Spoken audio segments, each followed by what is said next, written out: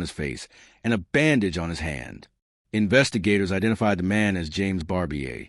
He was a friend of Karen and her husband. He also happened to work with Karen's husband on the railroad and had recently helped with repairs in the house. The victim knew this man well, and she might have opened the door for him if he knocked. Detectives began looking into the suspiciously injured man and discovered that on the night of the murder, he had gone to a local hospital with serious injuries to his hand and forehead that required stitches. This went with the suggestion that the perpetrator injured himself on the broken basement window. James was then identified as the second suspect behind Paul, and detectives brought him in for questioning. He denied any involvement in the murder. He explained his injuries as him returning home drunk from a bar, tripping over a stump, and hurting himself on some with splinters. James's wife confirmed that he came home drunk that night with an injured hand and a cut on his face.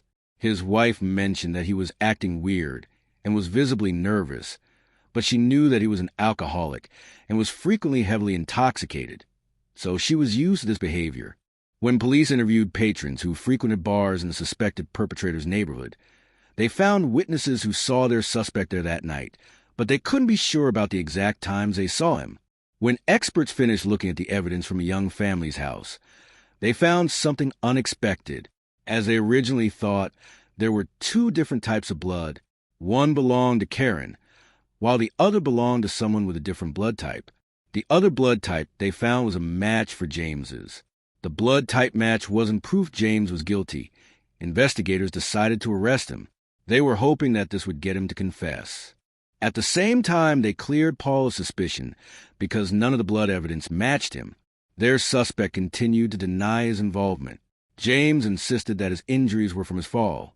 The investigators hoped that forensic experts might find more evidence, but they were disappointed when they didn't. The fingerprints collected at the scene were smudged. Without DNA evidence, they couldn't make any progress with the blood trace evidence. They eventually had to release their suspect and continued searching for new evidence and information. Since releasing James, investigators have looked into several other suspects and interviewed dozens of people, but the case remained unsolved for several years. The young mother's murder changed the small town she lived in, once considered safe. The population remembered the brutal crime for years and wondered who could have been guilty. Investigators didn't release the suspect's information, so only the victim's family and close friends knew of James's potential involvement. In interviews with reporters, the investigators said they thought James was guilty, but they didn't have solid evidence, so proving he was guilty was impossible. No jury would be able to convict him beyond a shadow of a doubt. The victim's father, unfortunately,